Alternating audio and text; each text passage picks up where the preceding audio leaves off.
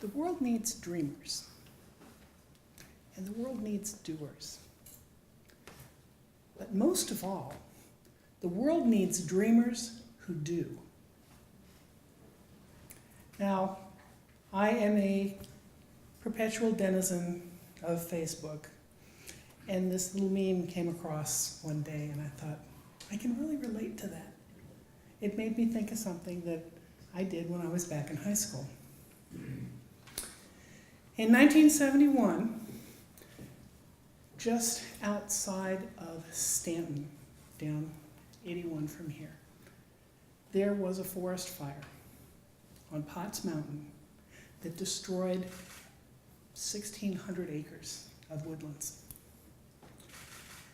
Now, the National Forest Service decided that they would clear the space and turn it into the Eastern National Children's Forest.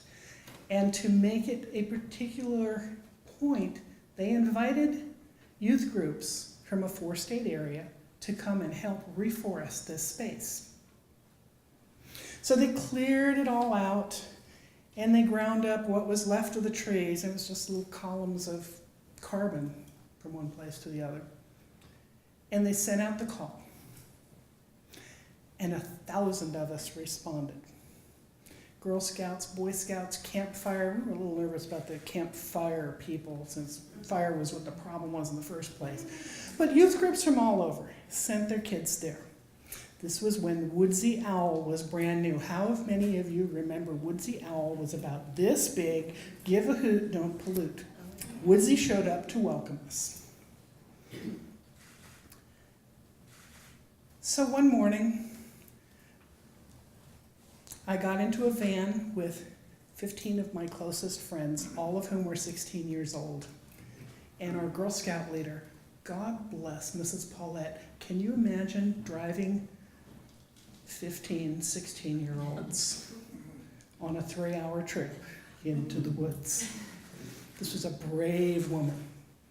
So we drove down 81, on and on and on, and then you get off just south of Stanton, and you drive down all these roads, and we were all horse crazy, because so many girls are, so the van would slide off to one side as we all said, oh, look, horses over here, and oh, look, cows over here, and Mrs. P just kept driving, maintaining her sanity. Then we got to the road that went up into the mountain. And we noticed there were not as many trees. And the farther up the mountain we went, the fewer the trees were. And when we got to the top, imagine this, 16-year-old girls were struck dumb. Now, we were the children of America's greatest generation. So we were doers. We were taught, ask not what your country can do for you, but what you can do for your country. We knew our job was to get out there and do stuff. But we were also dreamers, because we had the space race. We went from watching little animations of Sputnik go across the TV screen during Disney's Wonderful World of Color to watching somebody actually step on the moon. So we knew what dreams were. Now, reforesting a mountain was not exactly the space race, but it was a pretty big dream, and we wanted to be part of it. But we got out of the van, and I can still remember thinking I'd stepped out onto the moon. There was nothing. It was gray. It was dusty. There were rocks. I could still smell just vaguely the smell of burnt wood. Might have been my imagination, but you remember what you remember. And then we turned around and realized there were boys there, and the noise recommenced. So the rangers took us off in little groups and taught us how do you go about reforesting a mountain. They gave us these bags full of little tiny 6-inch tall seedlings, broadleaf pines, about like this.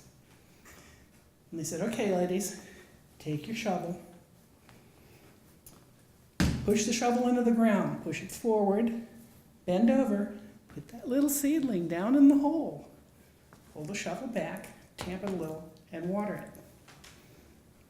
And step to the side, do it again. Stamp, forward, plant, let it out, and water it.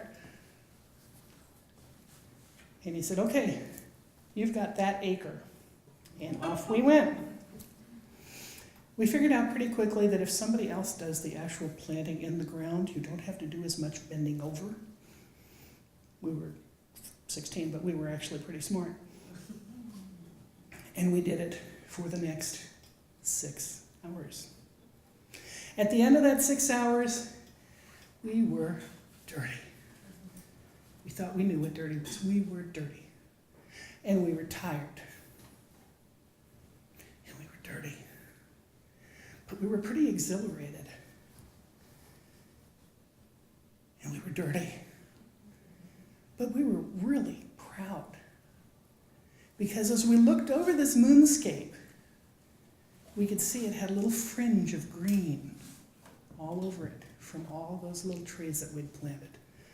Turns out we had planted over 100,000 seedlings.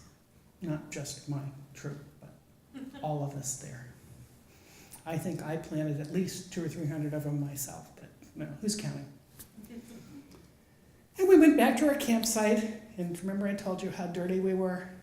I had to wash my hair 4 times before the water ran clean.